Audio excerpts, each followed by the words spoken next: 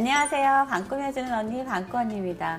오늘은 주방 가구를 설계하시면서 과연 주방 상판을 어떤 걸로 할까 고민하시는 구독자님들을 위해서 상판에 관한 얘기 다뤄보도록 할게요. 주방 상판을 알아보면 종류도 많고 가격 차이도 크더라고요. 네. 비싼 자재를 선택하면 확실히 좋은 건가요? 비싼 자재, 비싼 걸 고르시기보다는 내가 원하는, 필요로 한 용도가 무엇일까? 그걸 먼저 고려해 보시는 게 좋을 것 같아요. 다양하게, 자재는 다양하게 많거든요.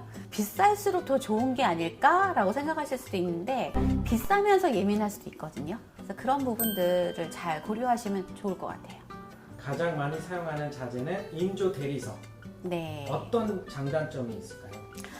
인조 대리석이라고 하면 말 그대로 상판용으로 만들었기 때문에 이음새라던가 이런 것들이 연마가 굉장히 좋아요. 그래서 그런 것들은 좋은데 인조석이라고 해서 반드시 다 그런 건 아니에요. 근데 가장 큰 단점이라고 꼽을 수 있는 건 뭐 김치나 카레나 뭐 이런 것들을 할 때 착색의 이슈가 가장 많습니다. 엔지니어드 스톤은 인조 대리석보다 한 단계 높은 자재라고 보면 될까요? 우선 엔지니어드 스톤은 천연석의 함량이 높은 자재예요. 그러다 보니까 대리석의 느낌과 그 다음에 어떤 단색의 느낌을 모두 구현할 수 있는 자재고요. 세라믹보다는 좀 저렴해서 가성비가 좋은 자재라고 보시면 될 것 같습니다. 단점은 있어요. 단점은 아무래도 강도가 강한 만큼 모서리 부분이 좀 예민해요. 그래서 조금 강도가 강한 물체끼리 부딪혔을 때 모서리 부분이 깨질 수 있거든요. 그래서 시공시 그거는 주의하시면 되는 거고, 그 다음에 모서리 부분은 사실 이제 뭐 와인이나 병이나 이런 것들, 유리 제품을 다뤘을 때 모서리 부분을 좀 주의하면 되는데 일상생활에서 크게 부딪히는 부분은 없다고 보시면 될 것 같아요. 요즘 세라믹 상판을 정말 많이 하는데 인기 있는 이유가 있나요? 우선 세라믹 하면 가장 이제 세련된 느낌, 간지이 또 중요하고요. 뭐니 해도 무엇보다 가장 큰 강점은 강도일 것 같아요. 그래서 열과 스크래치에 강한 소재라고 보시면 될 것 같습니다. 이게 혹시 요즘 선호하는 미니멀한 주방 디자인과 잘 어울려요? 아무래도 예전에는 일반 인조석이 구현할 수 없었던 12mm 얇은 상판을 구현할 수 있었기 때문에 가장 큰 특징 중에 하나였는데요. 요즘은 일반 인조석도 12mm 구현이 가능해졌어요. 그래서 그게 큰 장점이 되는 건 아닌데 아무래도 세라믹이 주는 가장 큰 장점은 강도이고요. 두 번째는 시각적인 고급스러움, 그런 느낌이 가장 선호하시는 이유일 것 같아요. 단점이 거의 없어 보이는데요. 단점을 굳이 찾자면 모서리 부분이 약해요. 그래서 아주 좀 무게감이 나가는 것과 날카로운 부분이 부딪혔을 때 좀 이가 나간다고 하죠. 그 정도의 이제 단점은 있는데 흔한 경우는 아니어서 그럴 수 있다 정도 단점을 생각하시면 될 것 같습니다. 그러면 역시 천연 대리석이 가장 고급스러운 자재인가요? 꼭 그렇다라고 말씀드리긴 좀 어려울 것 같아요. 왜냐하면 천연 대리석은 가장 큰 단점은 뭐냐면 일단 착색의 이슈예요. 뭐 오렌지 주스라던가 카레, 김치 이런 것들이 있으면 지워지지를 않고요. 그 다음에 또 하나는 천연 대리석이기 때문에 상판과 상판이 한 장으로 들어갈 수는 없거든요. 그러니까 이음새가 연마가 되지 않기 때문에 그게 아무래도 연결선이 그대로 드러나는 그런 단점이 있습니다. 그래도 확실히 천연 대리석이 고급스럽고 멋지죠? 네, 고급스러운 면은 있죠. 네. 스테인리스 상판은 식당 주방 같은 느낌이 들기도 하는데 가정도 괜찮을까요? 가정에서도 주로 주방이라는 건 물을 많이 사용하는 공간이다 보니까 열과 습기, 뭐 이승적으로 사용하기에는 더할 나위 없이 좋은 부분이긴 한데요. 칼질이나 뭐 이런 것들, 도구들을 사용할 때 생길 수 있는 일상 스크래치나 이런 건 좀 약한 것 같아요. 손자국?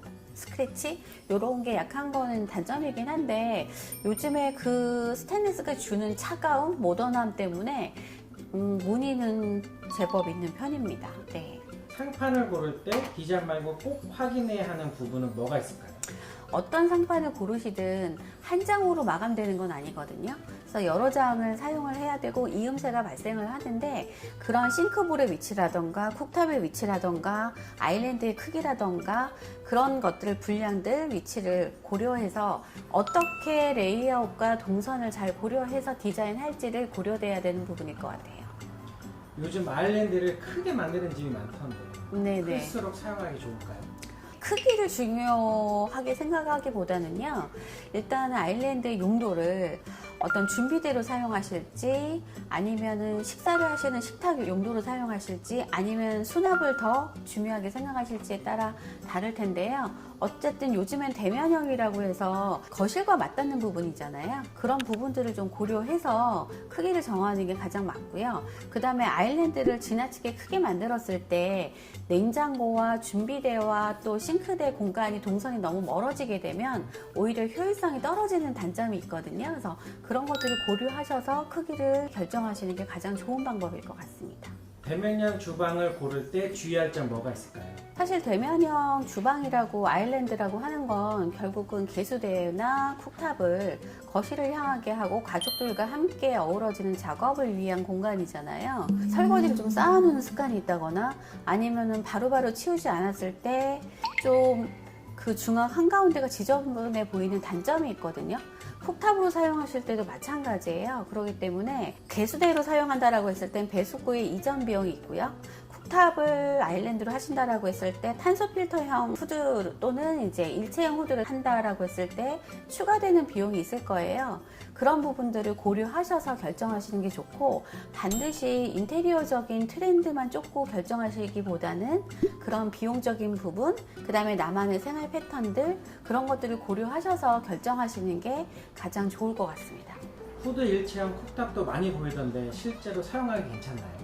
실제로 사용 그 만족도도 좋으시더라고요. 하지만 반드시 유념하셔야 되는 건 아무래도 저희가 후드 자바라가 있는 일반 환기형 후드보다는 직관적으로 빠져드는 건 좀 덜해요. 탄소 필터형은 어쩔 수 없습니다. 근데 하지만 요즘에 뭐 인터넷에만 찾아봐도 무선형이라던가 아니면 이동형 후드 효과 좋은 것들이 많더라고요. 그래서 보조제로 사용하실 수 있는 제품들은 많으나 탄소 필터형이 반드시 일반 자바라 후드보다 환기가 잘 된다, 이거는 아니니 그런 것들 좀 고려해 보셔야 되고, 비용적으로도 일반 쿡탑보다는 후드 일체형이 상당히 비싼 걸로 알고 있어요. 그래서 그런 비용적인 부분도 비교해 보시는 게 좋을 것 같습니다. 주방 상판은 어떤 기준으로 고르는 게 가장 좋을까요? 사실 상판의 기준은 종류보다는 일단은 물을 사용하는 공간이고, 그 다음에 음식을 다루는 공간이기 때문에 착색이나 오염도를 고려하시는 게 가장 좋을 것 같고요.